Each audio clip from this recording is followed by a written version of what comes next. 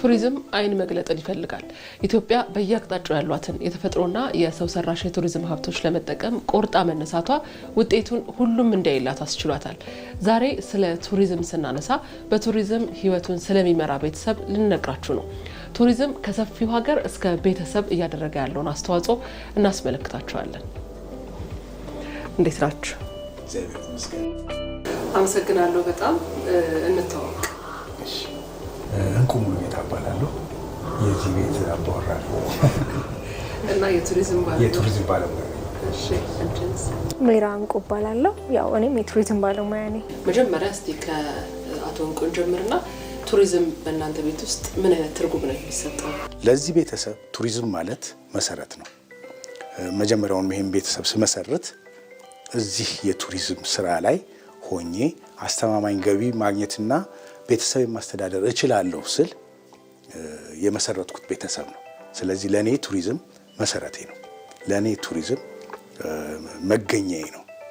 ራሴን ያገኘሁበትና በኋላም ደግሞ ቤተሰብ መስርቼ ለኑሮ የበቃሁበት መሰረቴ ነው ማለት እችላለሁ። የቱሪዝም ባለሙያነትን ከአባት መውረስ ያለው ስሜት እና ደግሞ ያነሳሳሽንም ቅጽበት ልትነግሪኝ ትችላለሽ? ያው እሱ እንዳለሽ ለኔም አሁን መሰረቴ ነው ማለት እችላለሁ።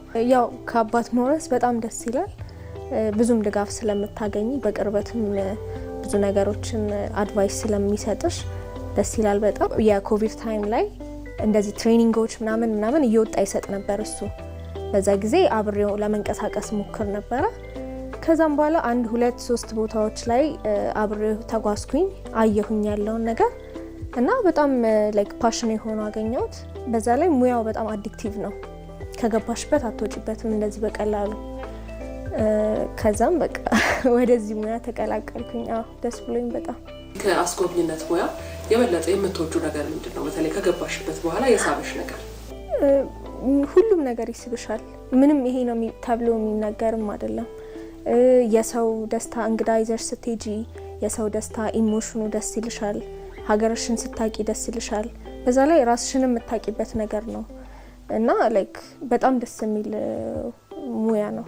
ቱሪዝሙ ምን ያህል ቤትህን ደግፏል? የነበረውን ለውጥ ሂደቱን ደግሞ ብትነግረን። ምን ያህል ደግሞ በዚህ ሙያ ላይ ቆየ?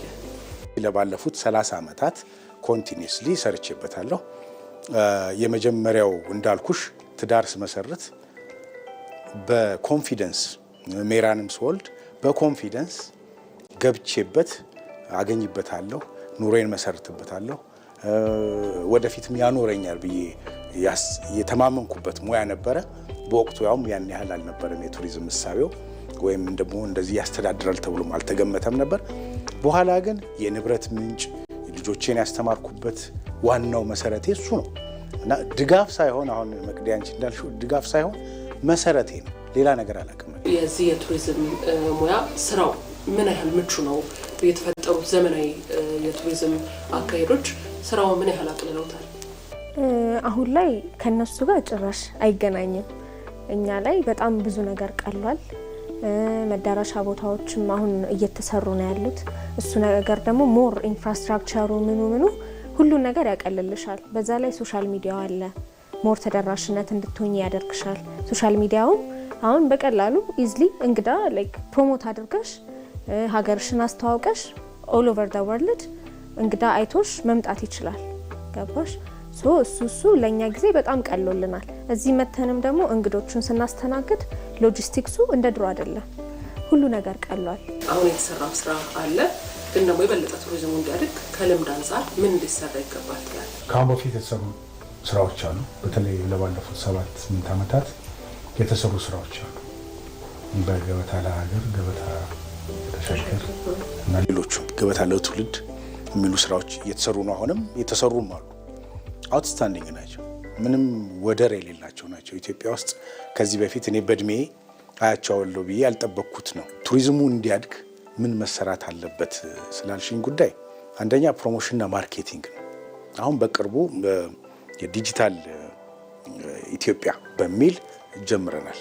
ሳተላይት አካውንት ተከፍቶ ሁሉም አንድ ኢንፎርሜሽኖች ሁሉ ወደዛ ቋት ፈሰው ቱሪስቱ በቀላሉ ስለ ኢትዮጵያ የጉብኝት ቦታዎችና ማን ምን ሊያስጎበኝ እንደሚችል እና የሆቴሎቹን ሰርቪስ በአጠቃላይ የሚገልጽ ቋት ተፈጥሯል።